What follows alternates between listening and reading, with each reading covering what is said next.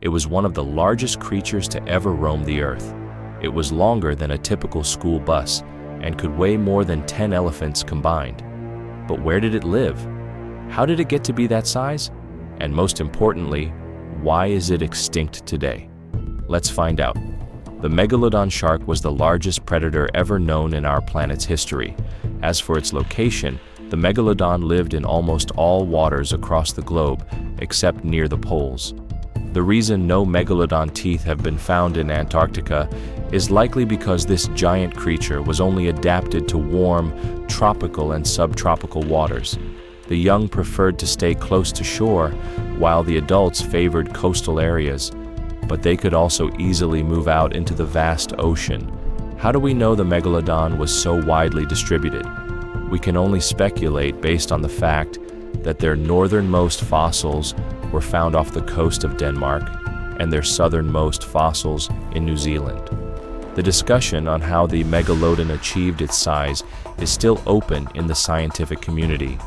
Recently, they discovered that not all individuals of this fascinating species reached the same gigantic size. This is related to a small rule called Bergmann's rule, which states that the temperature of the surrounding environment influences the body size of animals, as they need to either retain or dissipate heat. Megalodons living in colder waters likely needed more body mass to ensure their survival in low temperatures. Conversely, those living in warmer waters had to be smaller to avoid overheating. So what did this colossal shark look like? Most modern depictions show the Megalodon as a giant great white shark, but that seems to be not entirely accurate. The Megalodon likely had a much shorter nose and a flatter jaw, looking almost distorted when compared to the great white shark. It also seems to have shared a common feature with the modern-day blue shark: extremely long pectoral fins. They needed these fins to support their weight and size while moving through the ocean. Finally, female megalodons appeared to be twice as large as the males. As for their young, even a small megalodon was massive, at least 6.5 feet from nose to tail. How do we know that? Because experts have stumbled upon megalodon nursery areas in Panama, Maryland, the Canary Islands, and Florida. Even the pile of old diapers would be huge. No, that's not it. Surely the most terrifying aspect of the megalodon's appearance was its mouth. I mean, think about it. The megalodon ate whales for dinner, so it obviously needed to open its mouth wide enough. Scientists have estimated that its jaws could be a staggering 9 by 11 feet wide.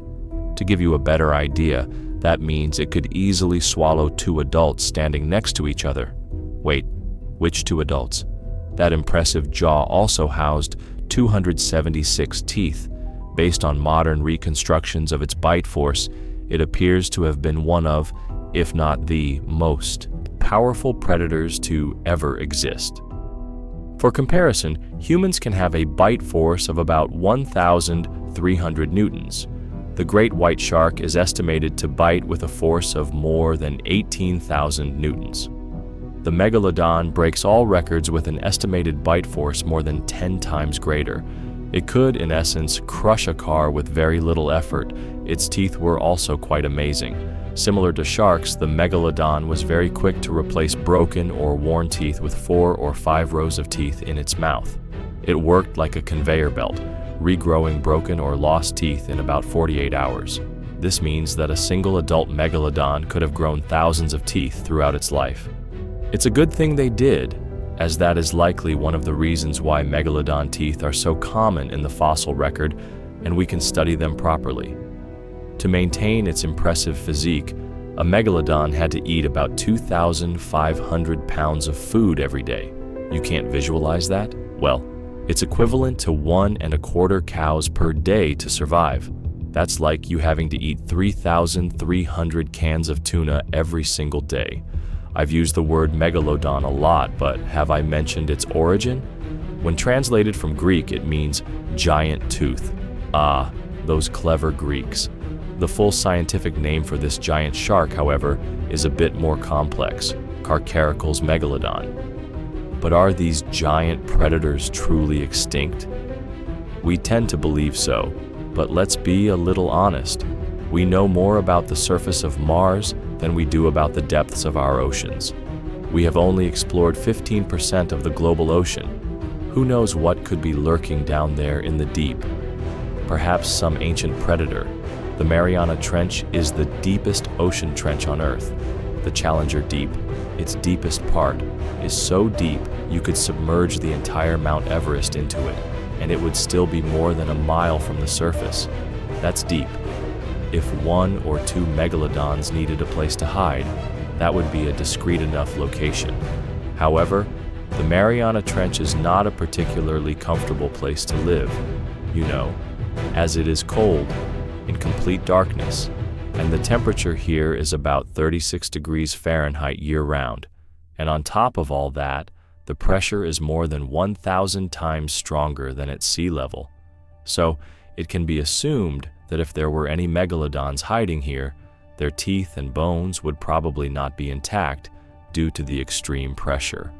In the Mariana Trench, proteins and calcium begin to dissolve and break down. That is why, for example, the Hadal snailfish, the deepest living fish we have discovered, has evolved to have flexible cartilage instead of bone to survive here. The Megalodon would also need to learn how to navigate in complete darkness. That would mean it would either have to become bioluminescent or evolve to have gigantic eyes like a giant squid. While that might sound like a fascinating idea and a great plot for a movie, most scientists do not think it's plausible. Why? Most of them say it's because of the megalodon's size. Most of the food that the megalodon liked to eat lived in shallow ocean areas, not in the deep sea. Experts believe that if these animals were still roaming our oceans, there is no way we would not know about it. They would need to come up to eat dinner once in a while, right? Their food is also the most likely reason why the megalodon is no longer alive. While some experts believe the megalodon went extinct due to dropping sea temperatures, most scientists think that the changing dynamics of the food chain might be a bigger cause. Why?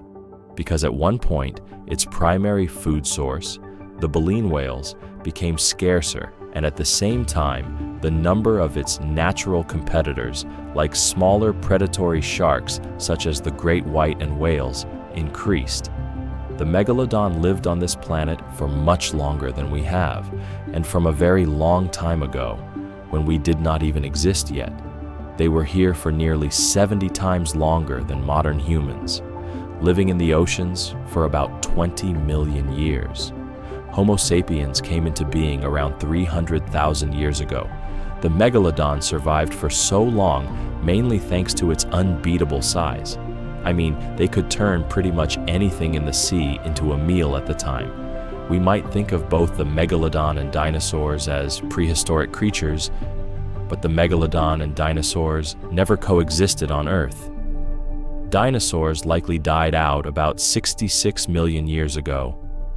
The megalodon appears to have emerged a bit later. That is because the oldest megalodon fossils we have discovered are from the Miocene epoch, which began 23 million years ago. This megalodon's territory had never been challenged until now.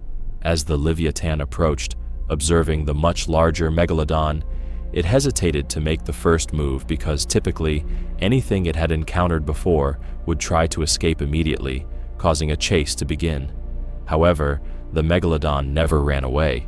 The megalodon's instincts ensured it would act overconfidently, and as expected, it made the first move.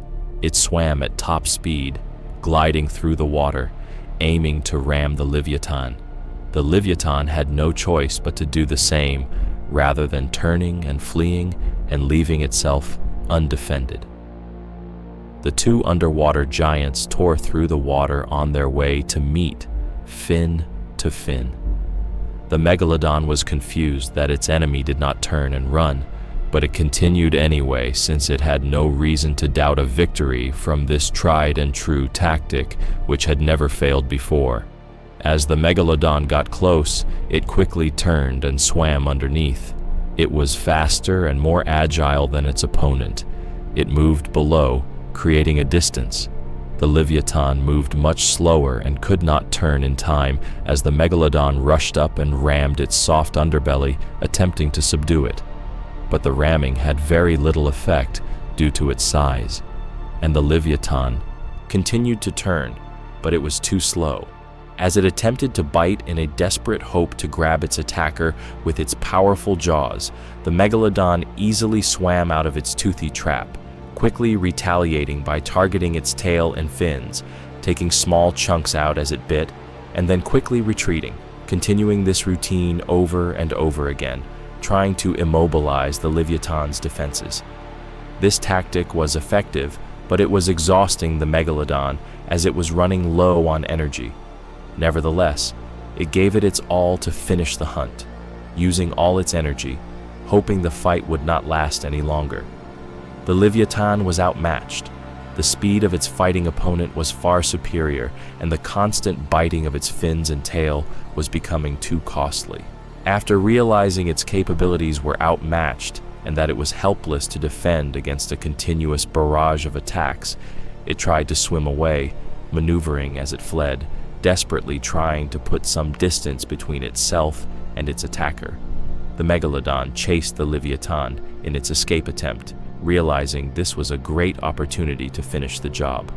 The Livotan swung its large tail as it swam, trying to fend off any subsequent attack from the Megalodon. It hit the Megalodon and blocked its path. With each advance, the Livotan maintained its energy with ease. The Megalodon, on the other hand, was quickly running out. The Livotan's strategy was working effectively as it continued to swim at a comfortable pace. The Megalodon eventually ran out of energy, unable to continue at the same speed, but its instinctive arrogance would not let go. In its evolution, it never truly needed to develop the ability to run away. There was never a reason for it. For millions of years, it had never been outmatched. But that was changing now. As they continued, it became clear this was a contest between a marathon swimmer and a sprinter. The Livotan continued to conserve its energy wisely, while the Megalodon, lacking energy, continued to pursue, becoming slower with each tail swish to the point that it could no longer keep up with the chase. After realizing its enemy was exhausted, the Livotan turned around to face the Megalodon. Now, with superior speed and maneuverability, it extended its gigantic jaws, grabbing the Megalodon's spine, ending the fight and securing its victory. The challenger, the Livotan, was a novice compared to the ancient Megalodon, but thanks to evolution, it had secured its eventual victory. This ensured its dominance as the top predator and possibly the greatest predator to ever exist on Earth. Unfortunately, it would only be a short reign. No, there would not be a bigger or more superior enemy to take its place. The world would start to change. The Earth would soon experience a cooling trend, which would drive the Livotan's primary prey to extinction. And without a food source to sustain this giant monster, it was unable to continue. But this led to other similar predators taking its place. The orca, sharing similar characteristics, would eventually replace its predecessor. The Megalodon would then regain its position by default due to the absence of its victor. Continuing with its successful previous strategy and its wider food source, it secured its long-term survival. But as the seas got even colder and became much shallower across the globe, it became more difficult for the Megalodon to breed. The necessary shallow areas for nurseries quickly vanished, and without these places, the Megalodon, too, eventually went extinct. And just like its old rival, other smaller shark species were able to adapt to these changes in the shallow waters, securing a more diverse group of predators to dominate the seas. 450 million years ago, no, I was not there. Sea levels were higher, and coral reefs were beginning to form. Our planet's climate was stable and warm. even dinosaurs did not yet exist. This was the time when the bony and jawed fish that we know as sharks came into being. Since then, they have dominated the oceans and caused other marine creatures to flee in fear. Many of them, like the great white shark, have evolved and adapted to life in the vast ocean as hunters who hold a quite high position in the food chain. Today, they are less diverse than they once were. One of the reasons was the asteroid collision from the dinosaur era. After it reduced the number of shark species, only the smaller ones that lived in deep waters, which mainly ate fish, survived. They started to get bigger over time. Near the surface, sharks like the mako or great white developed faster movements and were a mix of gray and blue to blend in with their surroundings. Throughout millions of years, the mysteries of deep-sea creatures have challenged our imagination. Today, while we have solved many questions about the existence and extinction of giants like the Megalodon, the ocean still has so much left to be explored. Every time a submersible explores an untouched abyss, we find new and strange creatures, to the point where we have to ask entirely new questions. For example, a 150-foot-long siphonophore was discovered off the coast of Australia, which is not a single organism, but a complex colony. Or the Magnapina squid with tentacles 20 times the length of its body, which remains a mystery to scientists. The development of these creatures proves that life can adapt to all conditions, even the most extreme. Where the Megalodon could not survive due to pressure and cold, the harp sponge becomes an unexpected predator, and the strawberry feather star dons a ghostly beauty. The journey of understanding the ocean is like putting together the pieces of a giant puzzle. Every Megalodon fossil, every new creature discovered, is a valuable piece. We now know that the Megalodon is not hiding in the Mariana Trench. We have come to understand why it had to disappear, but there is still 80% of the ocean that has yet to be explored. Who knows what creatures are still hiding in the darkness, waiting to be found by humans? And that is precisely why the allure of the ocean never ends. It is an endless story of life, of existence, and of secrets still waiting to be revealed. And with the death of one king and the rise of another, the battle between the Megalodon and the Livotan was just a brief story in the vast history of the ocean. It was a powerful testament to the ruthlessness of evolution. It's not always the strongest who wins, but the one who adapts best. If you want to discover more fascinating stories and unsolved mysteries of the natural world, hit the subscribe button and turn on notifications. Together, we'll dive into the deepest places, learn about the greatest creatures, and decode the secrets that Earth still holds.